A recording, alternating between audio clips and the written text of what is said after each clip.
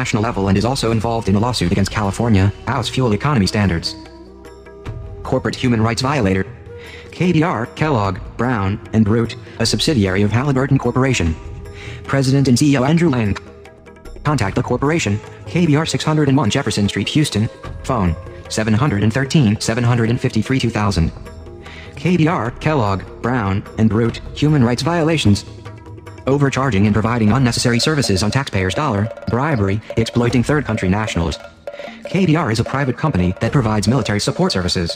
Notorious for its questionable bookkeeping, dishonest billing practices, and no-bid contracts, KBR has violated human rights on the US dollar. KBR provides key logistical support for war, occupation, and unlawful detention. The company provides the critical support services U.S. troops need to be able to continue their occupation of Iraq. KBR also constructed the detention facility in Guantanamo Bay, where hundreds of detainees have languished for more than 3 years, many of whom have suffered abuse and torture.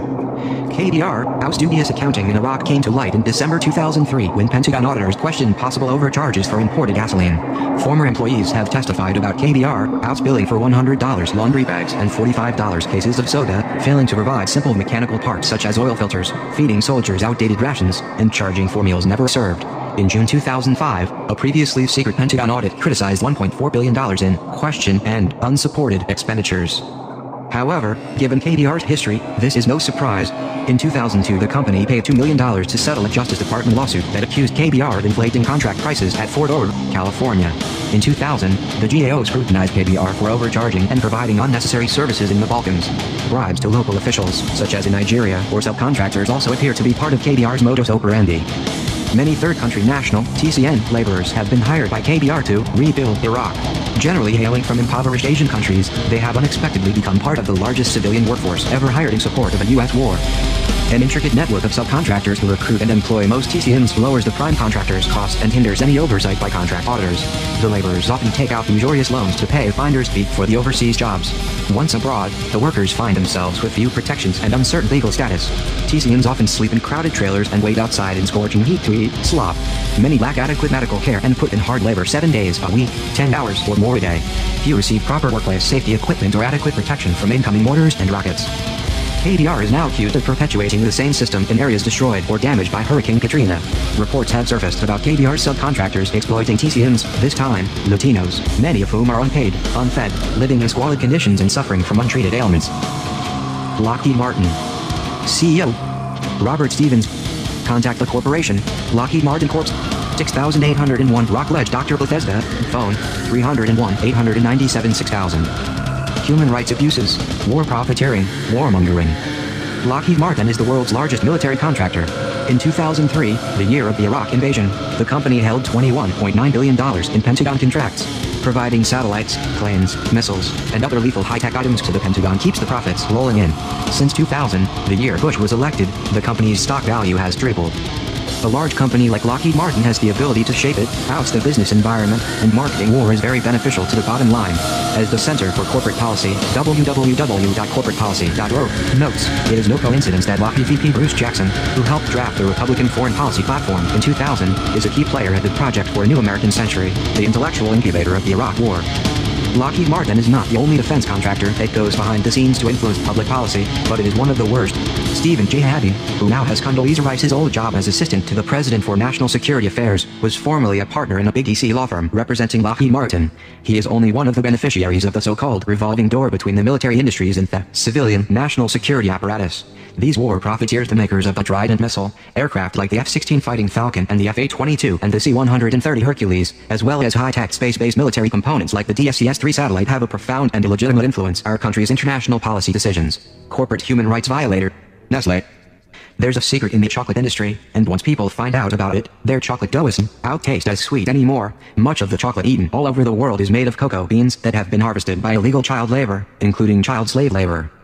The problem of illegal enforced child labor is rampant in the chocolate industry, because more than 40% of the world's cocoa supply comes from the Ivory Coast, a country that the U.S. State Department estimates have approximately 109,000 child laborers working in hazardous conditions on cocoa farms in what's been described as the worst form of child labor.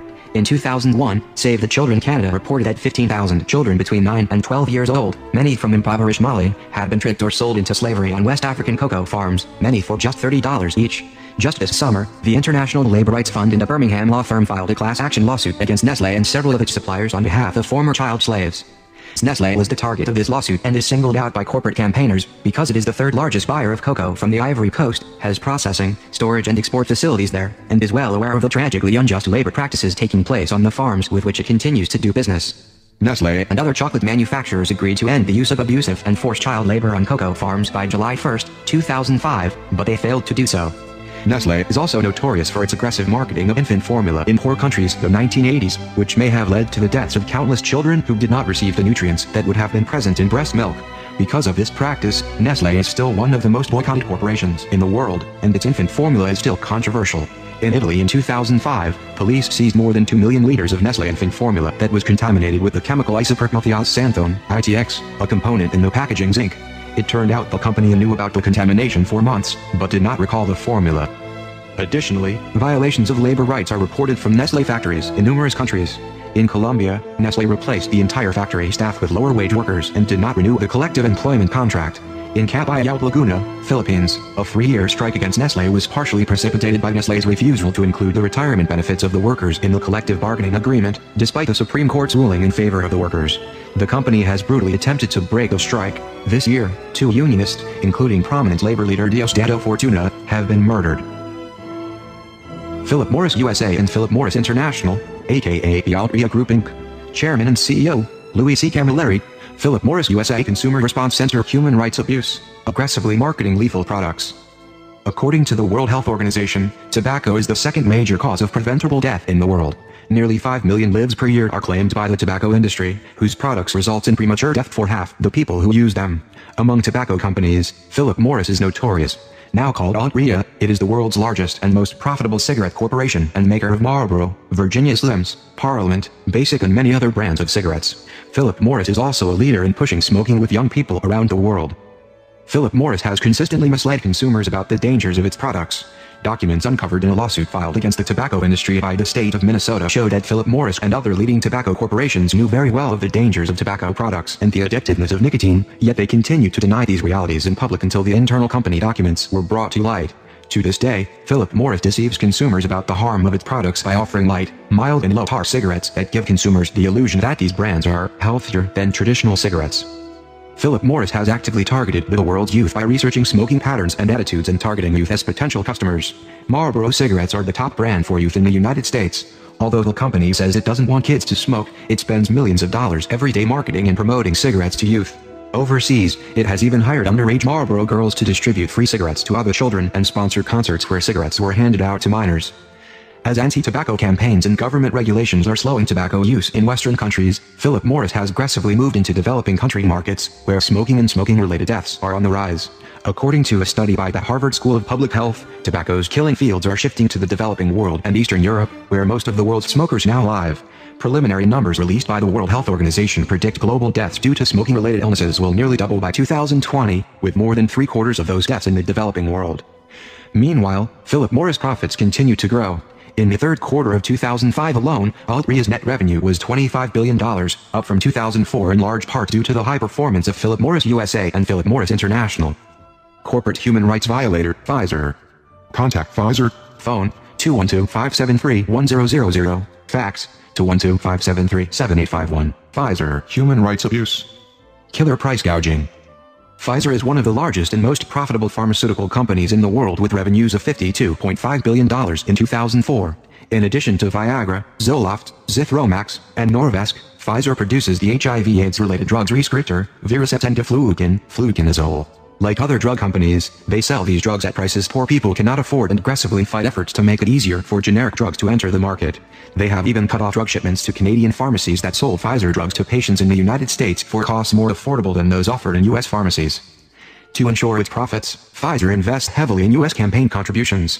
Though it can't seem to afford to offer life-saving drugs at affordable prices, it was able to scrounge up $544,900 for mostly Republican candidates in election cycle 2006, still in progress, and $1,630,556 in the 2004 election cycle.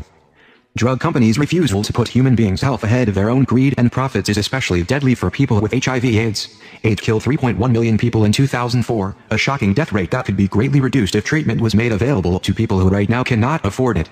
Pfizer and other drug companies have refused to grant generic licenses for HIV/AIDS drugs to countries like Brazil, South Africa, and the Dominican Republic, where patients are forced to pay $20 per weekly pill for drugs like fluconazole, though the average national wage is only $120 per month. Instead of helping eradicate the world's worst pandemic in history, the World Trade Organization has made matters worse. Beginning in 1995, the Agreement on Trade-Related Aspects of Intellectual Property Rights, TRIPS, protected companies by stopping WTO member countries from making generic versions of their drugs. Because of public pressure, the WTO announced a new agreement in 2003 to allow poor countries to access cheap generic antiretroviral drugs, but in practice, the drugs are just as inaccessible to poor countries as they were before. The privatization of water has had a disastrous impact on the human right to clean water, and the French company Suez is the worst perpetrator of this abuse. The company's billions of dollars in profit come at the expense of poor people living in countries where thousands lack access to potable water, and, because of private water contracts, are also facing skyrocketing water prices. Suez goes by many names around the world on DO, and others to mask its worldwide net of controversial activities.